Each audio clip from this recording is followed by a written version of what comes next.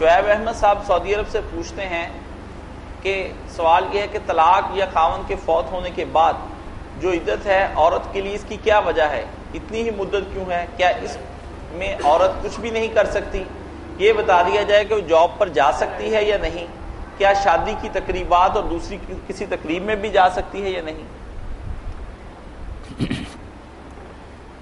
بدقسمتی یہی ہے کہ ہم میں علم دین جو ہے نا وہ مفقود گم ہو گیا.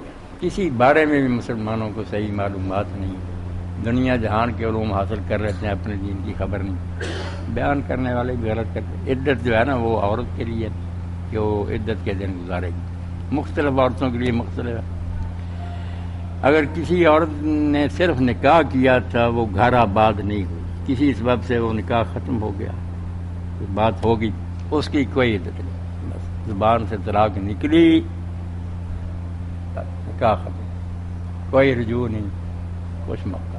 یہ غیر مدخولہ بیویاں جن سے صحبت نہیں کی ان کا یہ ہو. دوسری وہ بیویاں جن کے ساتھ انسان بستا رہا، وہ پھر یا حاملہ ہوگی، اس کے پیٹ میں بچہ، اس کی پھر عدت وضع حمل ہے.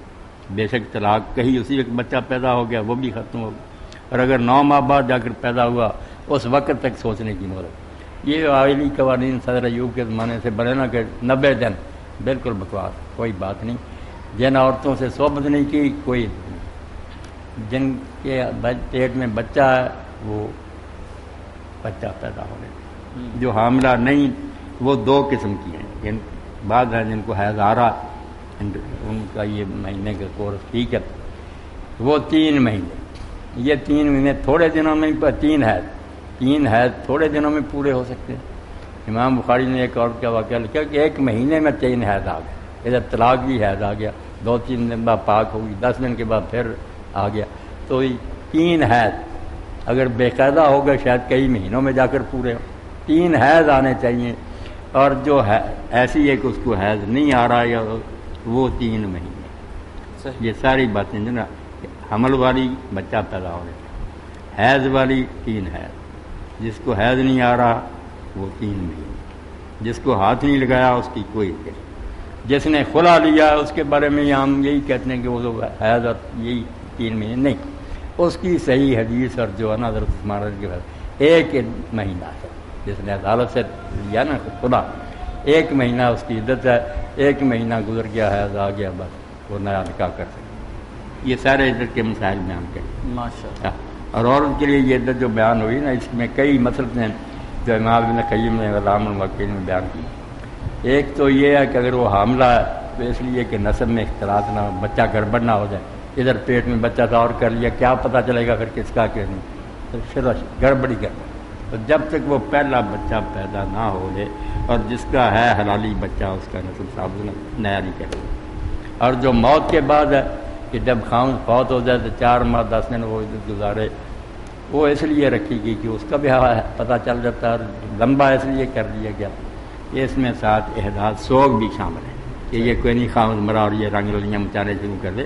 اتنا رشتہ تھا، کوئی احترام ہونا چاہیے، کوئی افسوس بھی ہونا چاہیے کہ خاوند بچھڑ گیا. وہ 4 ماہ 10 دن. اور اگر حاملہ پھر کہتے ہیں حیض وہی وضع حمل ہے.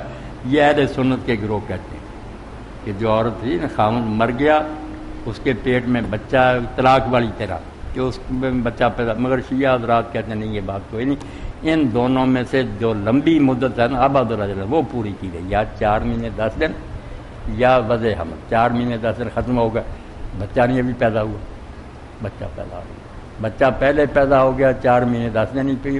ان دونوں میادوں میں سے جو لمبی ہے وہ پوری کی جائے. یہ بات مناسبت ٹھیک ہے. ورنہ ادھر بچہ پیدا ہو رہا ہے، اس نے نکاح کر لیا تو پھر سوگ والی بات کہاں کر لی. یہ بات معقول و وزنی بات ہے، قبول کریں لوگ. اب عدل اجلین کہ دونوں میادوں میں سے جو لمبی ہے اس کو لیا جائے. یہی بات میں آپ حضرات کے سامنے کہتا رہتا ہوں جیسی کہ متون کہ اگر ساری فقہ اسلامی کو لوگ جمع کر لیں، جو آبادی ہے مسکت عمان کے، جو شیعہ حضرات ہیں، جو ان سب کی اکٹھی کر کے اور ماں کا بورڈ ان میں سے چیزیں چھانٹے نا، تو مسلمانوں کی زندگی بہت شاندار اور درخشاں بن سکتی. ہر فرقے میں کچھ ایسے قیمتی موتی ہیں، مگر سب ضد ہیں کہ اپنی غلط باتوں پر بھی جمے رہیں گے، اس لیے کوئی فائدہ نہیں ہوتا. برا حال ہے مسلمان.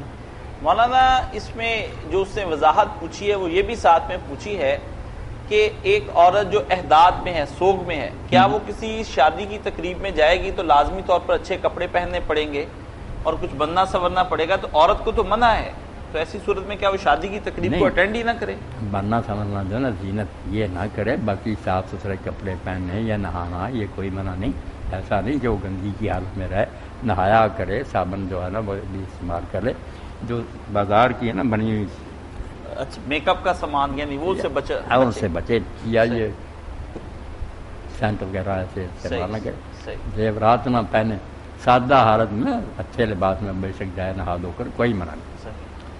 یعنی صاف ستھرا رہنا ایک الگ چیز ہے الگ، اور زینت اور میک اپ کرنا وہ ایک الگ چیز ہے، یعنی یہ آپ بھی اللہ نے عقل دی ہے، سمجھ سکتی، صاف ستھرا کہ کوئی نہیں منع کرتا، نہ آنے جانے سے روکتا، صحیح، اگر وہ جاب کر دی جاب پر دی۔ صحیح۔ ایک کئی لوگ چار دیواری میں بند کر دیتے ہیں، ہاں اس سے جی، باہر ہی نہیں نکلنا، جی ہاں، یہ کوئی خیر خانہ بالکل صحیح۔